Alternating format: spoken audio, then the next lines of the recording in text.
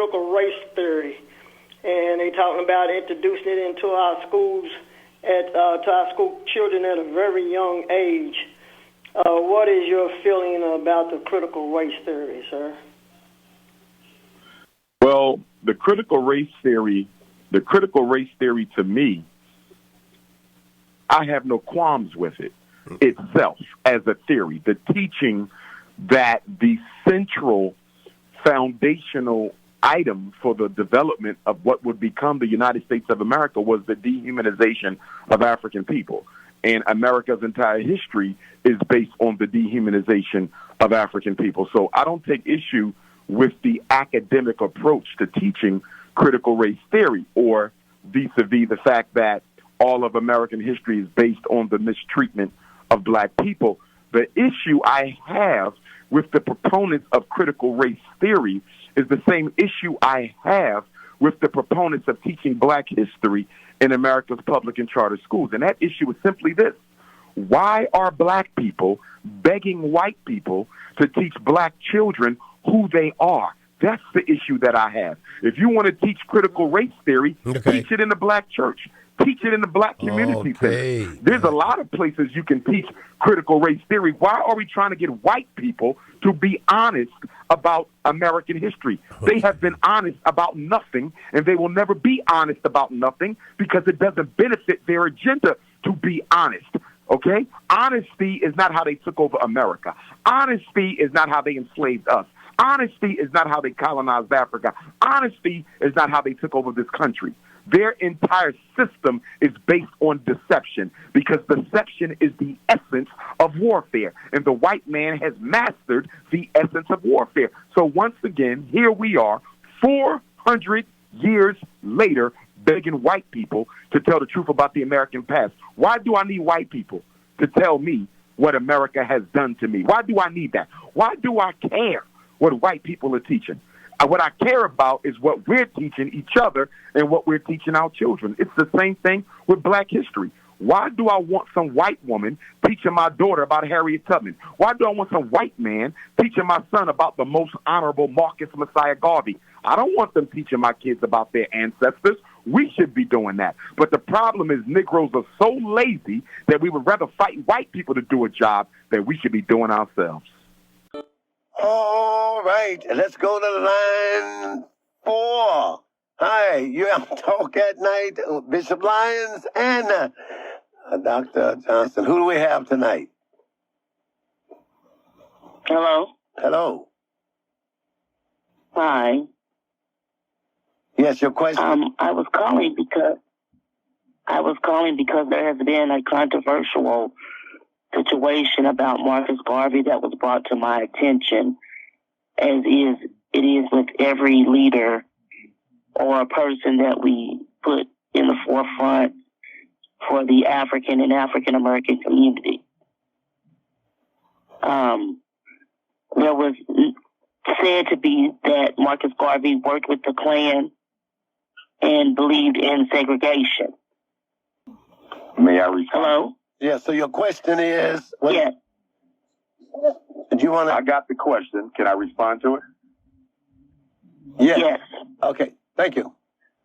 All right. Number one, Marcus Garvey did not advocate segregation. He advocated independence.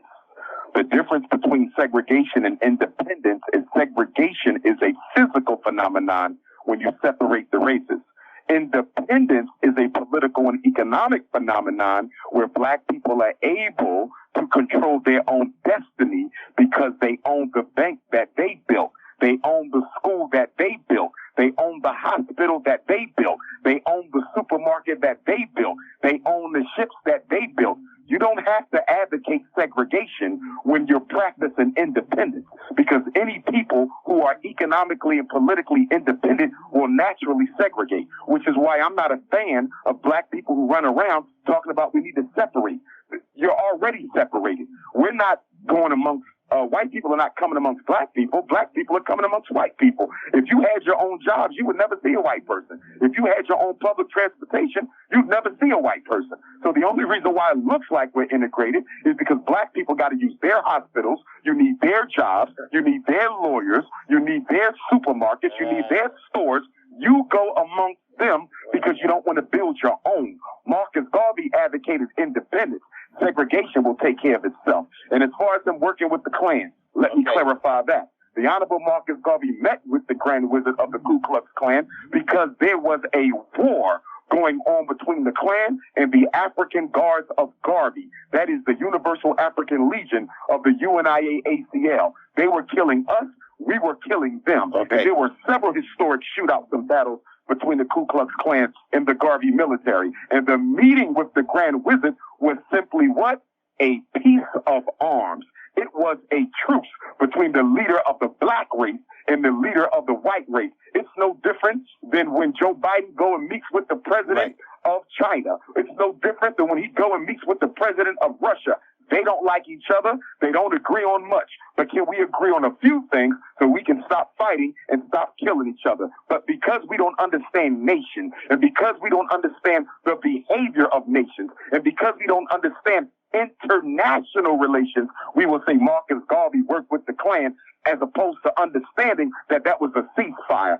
Garvey's meeting with the KKK was nothing but a ceasefire because the UNIA military was actively defending the lives of black people throughout the South.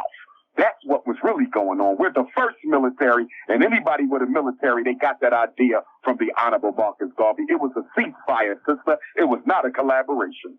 The police in Black America, is there any remedy that you can see beyond just defunding?